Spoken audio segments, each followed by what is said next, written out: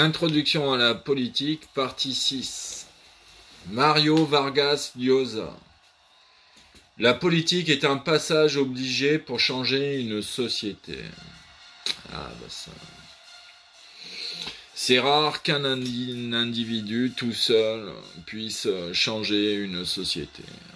Il doit s'unir avec un minimum d'autres personnes, former un collectif et essayer, à travers l'union fait la force, de changer un tant soit peu la société. Bon, donc, pour s'unir, tout ça, entre citoyens, peut-être le mieux, c'est de faire de la politique, donc d'échanger ses points de vue entre différents citoyens, les débats d'opinion, d'idées. Et donc, c'est à travers la politique que l'on change une société humaine, surtout actuelle, où nous sommes des milliards sur Terre.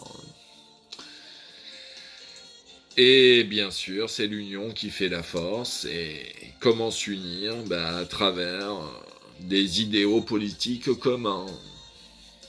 Bon.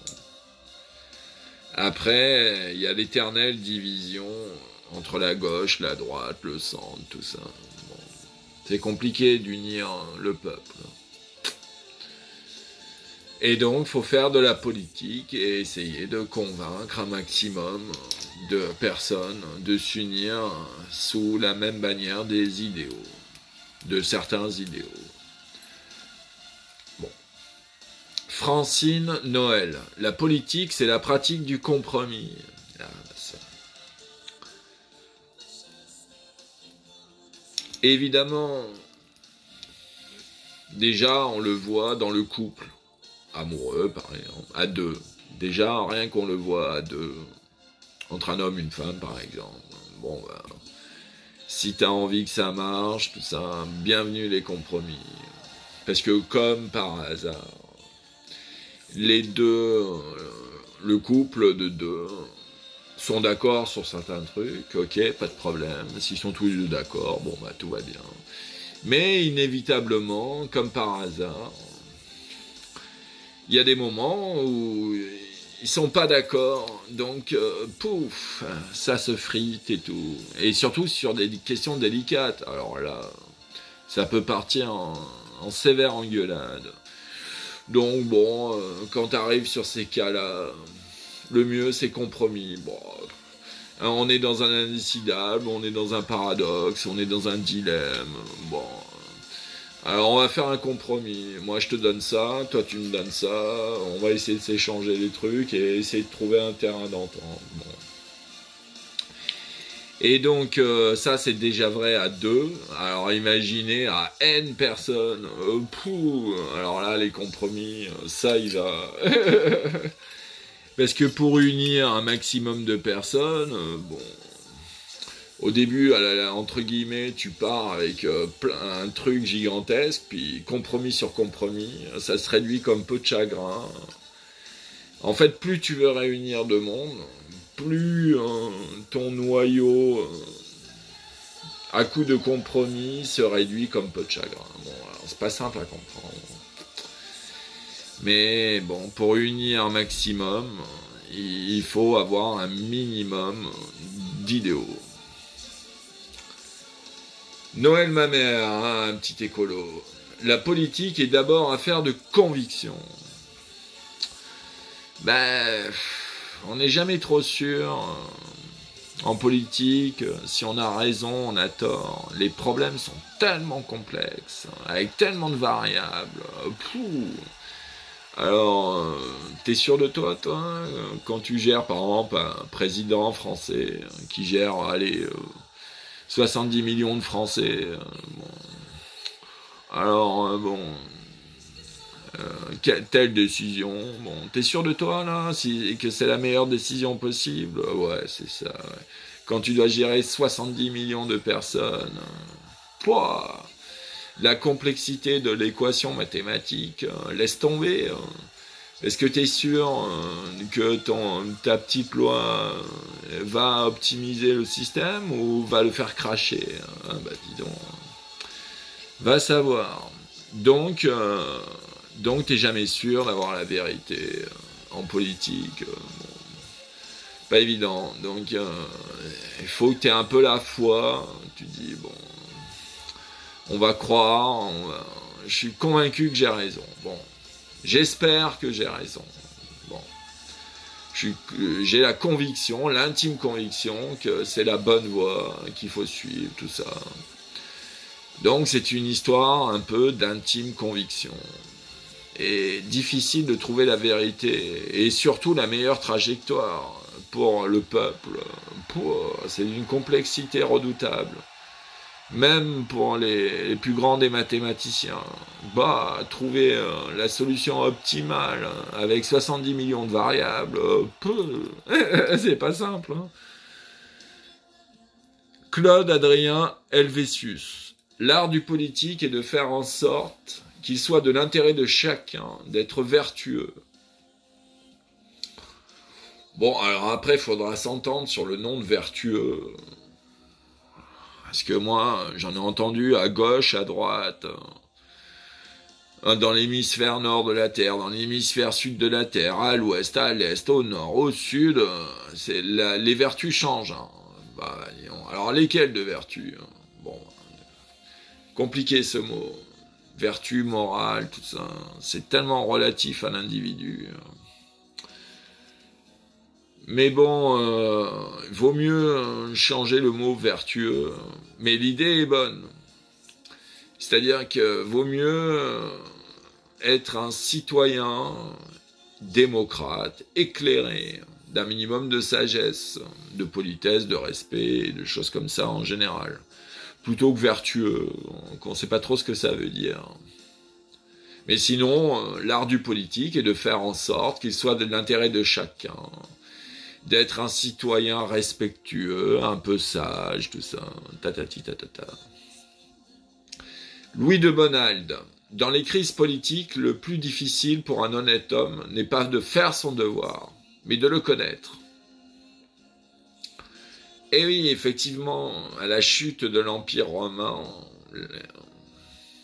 les sénateurs romains qui ont écrit leur mémoire, ils disaient, bon, moi, je suis plutôt cool, je suis plutôt un sage, tout ça.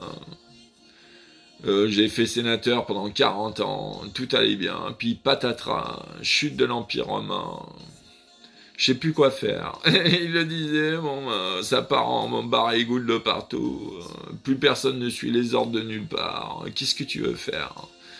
Donc, ils disaient, dans leur mémoire, moi, je savais plus quoi faire, tatati, je savais pas quel ordre donner, de toute façon, personne m'écoutait, alors, ça servait à rien. Donc, dans les crises politiques, très compliqué de connaître ce qu'il faut faire. Parce que, bon, qu'est-ce qu'il faut faire? Si tu as la chute de l'Empire romain et t'es sénateur romain, tu fais quoi? Bon. Quand la civilisation, tout va bien, bon, pas très dur, ça dépend, mais bon, tu vois à peu près ce qu'il faut faire. Mais en période de crise majeure, de chute de civilisation, qu'est-ce que tu fais? Ah, ben ça, pas facile. Tite-Livre, la justice, la bonne foi et la droiture doivent être le fondement de la politique. Bon, une certaine forme de justice, oui.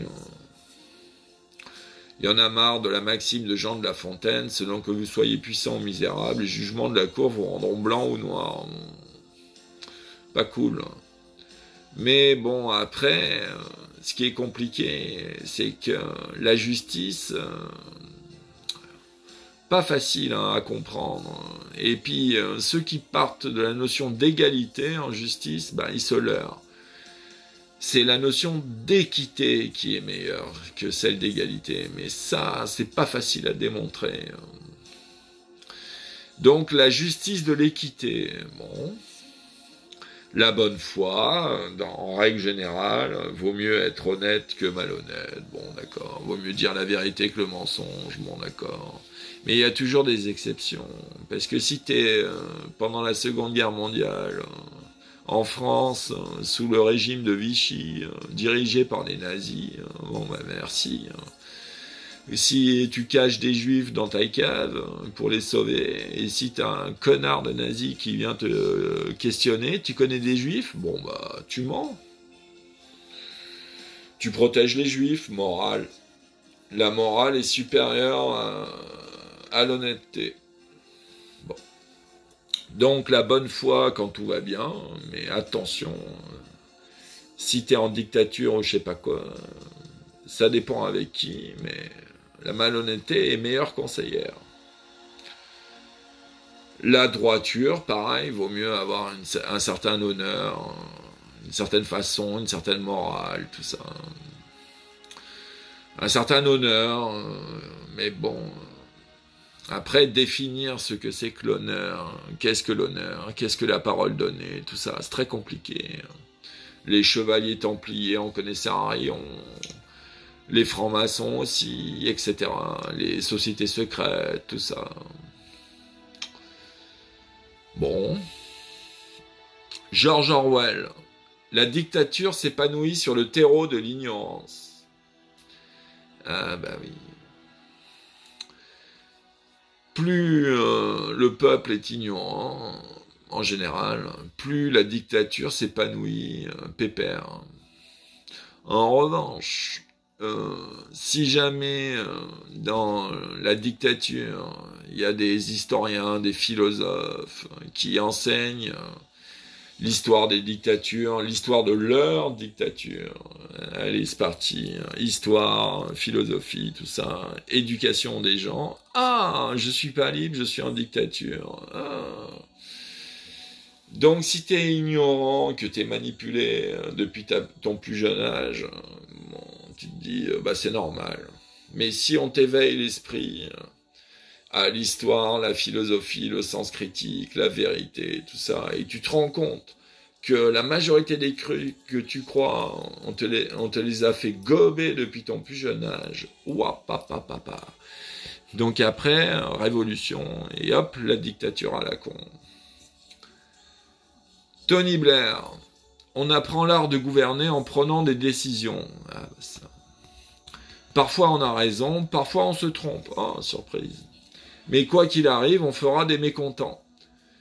Quand j'ai commencé en politique, je voulais plaire à tout le monde. Et puis avec l'expérience, on apprend qu'on ne peut pas plaire à tout le monde. On finit par comprendre que la meilleure chose, c'est de faire ce qui nous paraît juste et de laisser les autres penser ce qu'ils voudront. Bon, bah c'est sûr que c'est en forgeant qu'on devient forgeron. Donc c'est en gouvernant qu'on devient gouverneur, ou je sais pas quoi. Bon. Alors, évidemment, aussi après, dès la palissade pour Tony Blair, parfois on a raison, parfois on se trompe. Oh, bah, ça, il a trouvé le fil à couper le beurre.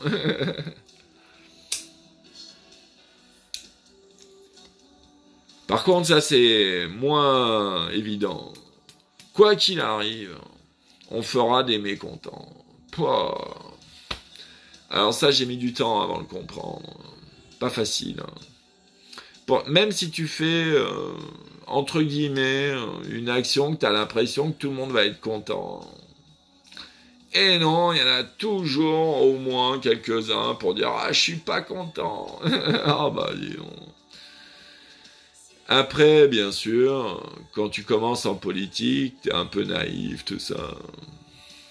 Tu dis, ouais, je suis plus beau, je suis plus gentil, tout ça, réunissez-vous autour de moi, tatati tatata. Tu veux plaire un peu à tout le monde, t'essayes de convaincre un peu tout le monde. Et puis bon, il s'est aperçu, Tony Blair, que malgré les beaux sourires qu'on lui faisait, il plaisait pas à tout le monde. Ah, bon. Et donc, une fois qu'il a compris 2-3 trucs, il s'est dit, bon, bah, je fais à peu près ce que je crois qui est juste, et puis après, ce que disent les autres, je m'en tape. Donc, nouvelle citation, Khalil Gibran. La terre est ma patrie, et l'humanité, ma famille. Oh, magnifique citation. Bah oui, parce que pourquoi mettre des murs frontières sur la terre? Moi, je préfère la philosophie des Indiens Navarro. La terre appartient à tout le monde, voyons. Donc la terre est la patrie de l'humanité. Bon, jusqu'à présent, c'est comme ça. Donc pourquoi mettre des frontières, des murs, des je sais pas quoi. Et puis l'humanité, c'est ma famille. Bah oui, que tu sois blanc, jaune, je sais pas quoi, noir. Eh ben, on est tous des êtres humains et on a tous des similarités fortes dans le code ADN, par exemple. On sait repérer un code ADN d'un être humain ou d'un chimpanzé ou d'une tortue. On sait dire ça c'est l'ADN d'un être humain, ça c'est l'ADN d'une tortue. Donc en fait, on est tous des êtres humains, les êtres humains. Et si on réfléchit bien, on forme tous une famille. Bon, la famille des terriens. Et comme d'habitude, dans les familles, il y a des guerres. Ah bah ça. Et si tu regardes l'histoire de l'humanité, enfin du moins ce qu'on en connaît dans les bibliothèques, tu comptes le nombre de jours de paix par rapport au nombre de jours de guerre, tu vois vite quel concept est le plus fréquent, la paix, la guerre. Je te laisse trouver tout seul.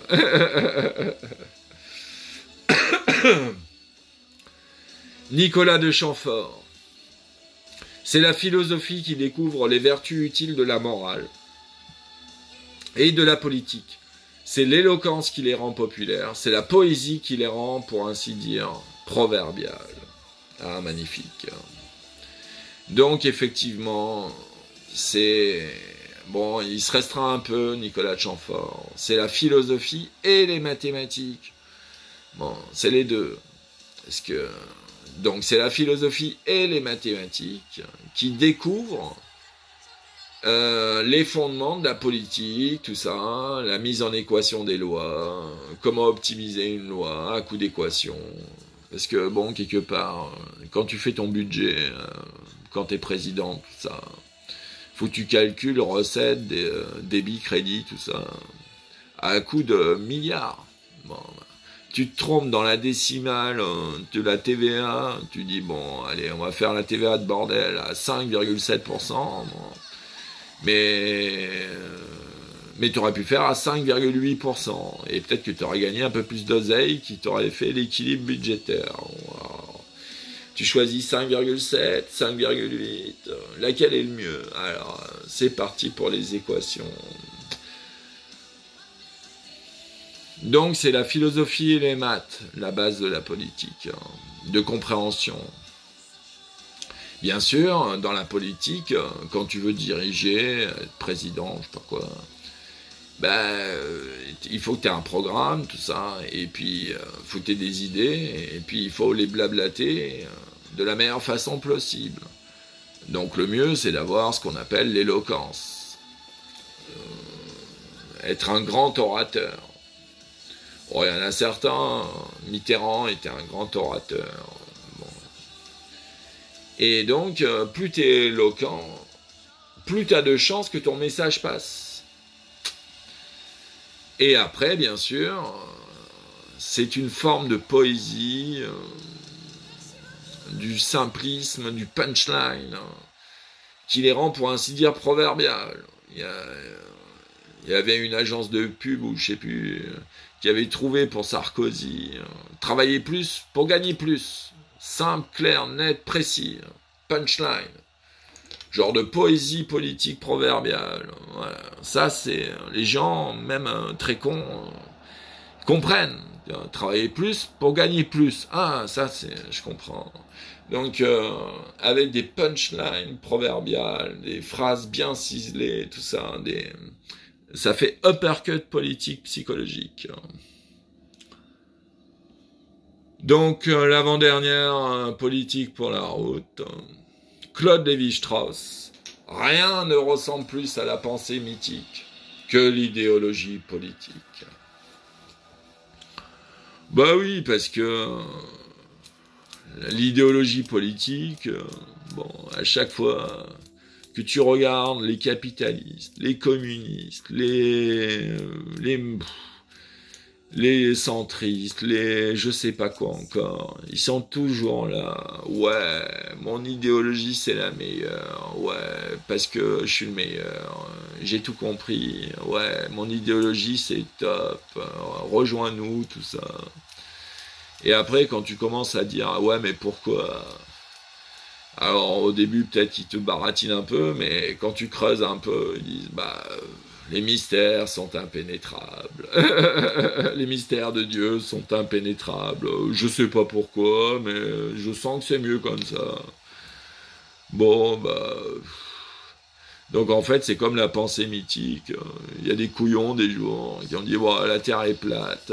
Comment elle se maintient? Bon, bah il y a une tortue en dessous. Puis comment la tortue se maintient? Bon, bah il y a une autre tortue en dessous. Oh, j'ai entendu ça une fois chez un marabout africain. Oh là là là là. Bon, les pensées mythiques à la noix, c'est un peu comme l'idéologie politique. Ils savent pas pourquoi. Mais ils disent beaucoup de conneries. Et la dernière pour la route, Mirza Hussein Ali Nuri. L'anthropologie, la physiologie, la psychologie ne reconnaissent qu'une espèce humaine malgré ses variétés infinies. La reconnaissance de cette vérité exige l'abandon de tous les préjugés de race, de classe, de couleur, de croyance, de nation, de sexe, de degré de civilisation matérielle, bref, de tout ce qui permet à certains de se croire supérieurs à d'autres.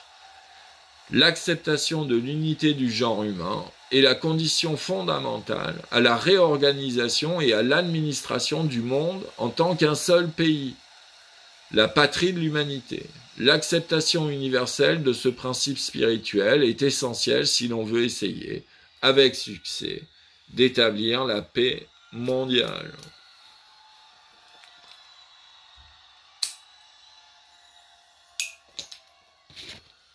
Bon, Maxime, magnifique, hein, bon, un peu limité, elle a oublié 2-3 détails. Et bon, bah en gros, je suis d'accord. Faut arrêter avec le racisme, le sexisme, je sais pas quoi encore. Toute forme de discrimination. Bon, alors faut arrêter avec les discriminations. Que ça soit les hommes par rapport aux femmes, allons-y gaiement. Que ça soit les vieux par rapport aux jeunes, ou je sais pas quoi. Que ce soit les noirs par rapport aux blancs. Zéro discrimination maintenant. Ça suffit les conneries. Dans une démocratie humaine mondiale, chose vers laquelle on converge, bon, ben, dans cette nouvelle démocratie mondiale, texte de loi... Zéro discrimination. T'as le droit d'avoir le sexe que tu veux. Bon, bah, t'es né avec, bon. Et t'as le droit d'être petit, grand, gros, maigre. Je sais pas quoi. Pas de discrimination. Tout le monde est toléré. Voilà, c'est simple. Que tu viennes de Vénus, de Mars, de ce que tu veux. Zéro discrimination. Ok. Et oui, que tu sois un Indien d'Amazonie ou un couillon de PDG de New York, bon, pas de discrimination. Et surtout, ce qui est le plus con, c'est que le con de PDG qui vit dans un endroit hyper pollué à bouffer de la merde et à grossir comme un con, il se croit supérieur au sorcier chaman qui est en parfaite adéquation avec la nature, son environnement, et qui a plein d'amis et que tout le monde aime. Ah bah il y en a, ils sont starvés. Bon. Donc bon, après la paix mondiale, bon, c'est un peu le monde des bisounours, parce que de toute façon, la paix, la guerre, la paix... Et puis même si tu recherches la paix, faut apprendre à te battre. C'est un des meilleurs moyens pour qu'on te foute la paix.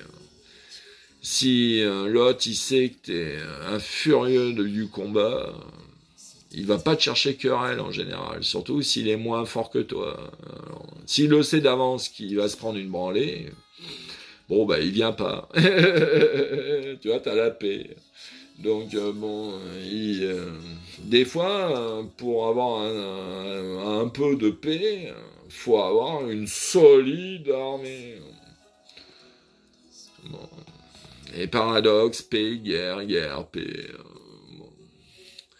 Donc, bon, et puis, y en a qui croient que la Terre est plate, ou je sais pas quelle connerie, qu'il n'y a qu'un seul univers, et qu'on est la seule espèce dans tout le multivers. Bon, alors, zigaiement. Et bon, même si on se fait pote tous les humains sur Terre, bon, même si on a la paix entre nous sur Terre, bon, admettons, mais il y a plein d'autres connards dans d'autres univers qui, eux, ne rêvent que d'une chose, c'est de nous scruncher. Bon, bah putain. Donc c'est pour ça, il faut aussi avoir une solide armée pour se protéger des connards du multivers. Parce que toi, tu fais « Ouais, je suis pacifique ». L'autre, il arrive avec son croiseur intersidéral, il te balance des canons au plasma. Et ton pacifisme, bon, t'es mort. Allez hop, dégage. Donc c'est pour ça, qui veut avoir une bonne paix sur Terre, prépare sa défense militaire et la guerre.